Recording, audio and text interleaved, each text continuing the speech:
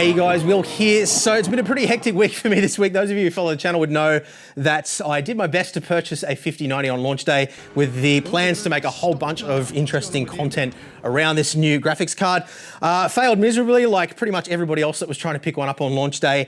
Put up a post on YouTube basically letting you guys know the situation, that we weren't going to be able to do the content that we had hoped to do, at least at launch. And fellow Aussie YouTuber Optimum actually saw that post, reached out to me and very, very kindly offered to loan me his 5090 Founders Edition card to get through the content that we were hoping to get through. So look, he didn't have to do that, and we really, really do appreciate his support. And yeah, basically getting us up and running with a 5090. So if you haven't seen his content before, I'm sure most of you guys honestly have by now. I've been a big fan of his for ages, and he makes some really amazing stuff. So check him out. I'll put a link down in the description below. But yeah, another big thank you to him for helping us out. Again, he didn't have to. We really, really do appreciate the fact that he did that. But look, if you are new to the channel as well, firstly, welcome.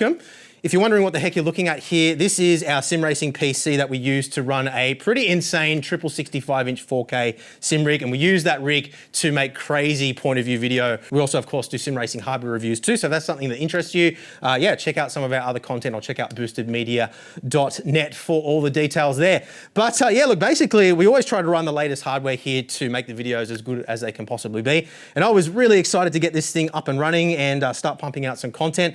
Everything was working absolutely fine, initially at least, until it wasn't. We ended up in a situation where the video card was outputting no signal at all, wasn't being detected by Windows or the BIOS on the motherboard at all either. Jumped online to see whether anybody else was having similar issues. I've learned to do that over the years before spending a whole bunch of time troubleshooting myself, just to see if anybody else has had an issue. Came across a Jay's 2 cents video talking about the problem. He also referenced a bunch of articles that had talked about the issue as well. And yeah, here we are basically. So look, I have managed to get the card up and running again.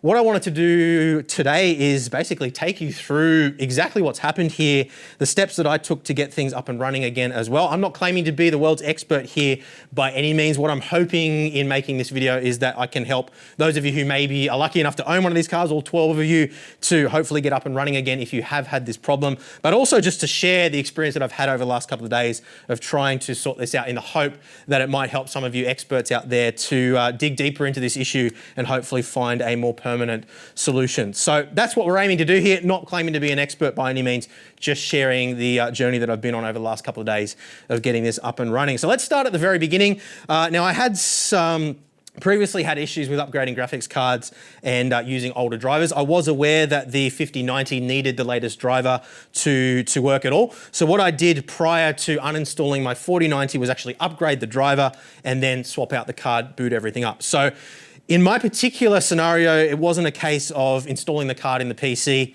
then installing the driver and then having everything crash. If you do install a 5090 with the older driver, it actually will boot off a generic VGA driver, I believe, rather than actually using the older driver. So it seems to me at least that it's not, you know, necessarily the new driver that causes the problem. It's the fact that, you know, once you enable 3D acceleration, things just kind of go pear-shaped. But yeah, it wasn't exactly the problem that we had here. I was actually able to run the card with no issues at all for a good couple of hours. I was able to get my baseline benchmarks done. I was also able to record one of our first race videos with the card as well. Then when I got into more benchmarking, I changed resolutions on my triple 65-inch 4K screens, was wanting to do some benchmarking at 1440 resolution, and changed the resolution, screens went black, and I wasn't able to recover any video output whatsoever. Tried rebooting the PC, obviously nothing. Ended up, you know, hard powering off, switching it off at the wall, coming back an hour later. Just could not get the thing to output any video signal at all. The card was lighting up. It's basically exactly the same as what you see now. So the X logo and the NVIDIA RTX logo on the top, the GeForce RTX logo was lighting up. Fans were spinning and everything, but absolutely no recognition of the card whatsoever, as far as I could tell. What I ended up doing was booting off the integrated graphics. This is was a 14900K that we had in this system at the time. So that does have integrated graphics. So I was able to boot off that and get back into Windows and notice that the 5090 wasn't being detected in Device Manager at all. What I ended up doing then was, after having successfully booted with the integrated graphics, shut everything down again, plugged back into the 5090, booted up again, and everything just started working again. And I thought, sweet, no problem, all good. And then I shut down for the night. Everything had been working, came back in this morning, booted things up again, and surprise, surprise, no video output from the card whatsoever. I tried exactly what I tried the previous time, booting up from integrated graphics. Again, the card wasn't being detected at all. This time I went into the BIOS as well to see whether it was being detected at a BIOS level. Also wasn't being detected there either.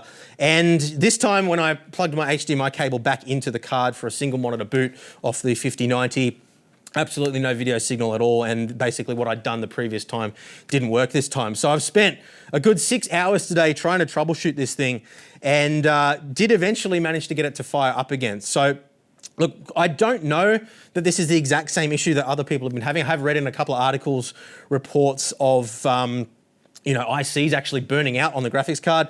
I haven't smelt any burning or anything like that. I'm not going to pull the heatsink off this thing and have a look at the board because it's not my card and I don't want to be disassembling something that isn't mine. But yeah, and the fact that it's working again now would obviously indicate that it wasn't a hardware level issue, at least in my particular case. But yeah, look, basically what I did was booted from integrated graphics. I then ran a program called DDU, or display driver uninstall, which basically uninstalls any graphics card driver that is present on the system at a lower level than what you would do from just uninstalling through the normal add remove programs wizard. And that completely wiped the PC of the NVIDIA driver completely. Rebooted the PC again, and it did actually detect the card. I was still running off the integrated graphics at this point, but it did actually then detect the card again, which I hadn't been able to do prior to running DDU. It just wasn't detecting even at a BIOS level, as I said before. Yeah, so it detected the card still running off integrated graphics. I then was able to install the latest NVIDIA driver again. It installed absolutely fine. The previous time that I tried to install it when the card wasn't being recognized, it just popped up saying that there was no NVIDIA graphics card compatible with the system detected in the system, so I couldn't install the driver. So yeah, once it had fired back up after running DDU, I was able to successfully install the driver, booted the PC up again off integrated graphics, plugged my 3 DisplayPort monitors into the 5090. Those fired up straight away. I was then able to disconnect from the integrated GPU, and since then, touch wood, everything has been running absolutely fine. I did hard power off, leave it switched off at the wall for another hour, come back, boot everything up again, and it did work. So yeah, look, in my case at least, it seems that completely uninstalling the driver using DDU and then allowing the card to be detected as a generic VGA device and then reinstalling the driver again and switching all my monitors back over to the card again after that seems to resolve the issue. I did switch over to another motherboard as well. You guys probably can't see on the display here, but it's actually a 12900K system now. So I swapped out the motherboard to one of my older systems that we have here in the studio and was able to replicate the exact same thing. So when I started fiddling around with resolutions, again, the card went dark. And then when I ran through that same process, I was able to resurrect it again using the exact same steps that I just described. So it does seem to be repeatable at least once, but yeah, I haven't been able to get it to do it again since I fixed it with DDU. So where that leaves me, and again, I'm certainly not an expert here by any means, but it seems to be some sort of a driver corruption or something like that. Maybe it's some sort of a conflict with a particular version of Windows, running the latest build of Windows 11 on both of these systems. But yeah, once I completely uninstalled the driver using DDU, I was able to resurrect things again. But look, it was genuinely quite scary because, you know, to have the card not even be detected at a BIOS level pretty much indicates to most people a hardware level issue. And yeah, just through that process of elimination, removing the drivers, reinstalling them again, we were able to get it up and running again. So for those of you who are lucky enough to have one of these cards, I really hope that maybe that'll work for you as well. Let me know in the comments down below. Firstly, if you have experienced this issue, give those steps a try, see whether it works for you guys and report back. The more information basically we can get about this problem, the better we're going to be equipped to try and figure out exactly what's going on here. But look, from my experience, assuming, and maybe I'm completely on the wrong track here, but assuming that the issue that I experienced, which at least in terms of the symptoms seems to be exactly the same as what other people are describing, that's what I was able to do to get things up and running again. So I'm going to leave it at that, guys. If I do discover anything else or I do have any further issues, I will let you guys know either in an updated video or in a post on the channel. So if you are interested in following this, you can do so there. But yeah, again, I'm hoping that this information can add to the knowledge in the community and hopefully lead to a more detailed diagnosis and hopefully a permanent fix. So yeah, my take at the moment, based on my experience, is that it seems to be some sort of a driver conflict or driver issue. I don't think that it's a hardware level issue, but it certainly does seem to manifest that way. But that's it for today, guys. Hopefully this helps somebody out, and I will see you again very soon. Bye.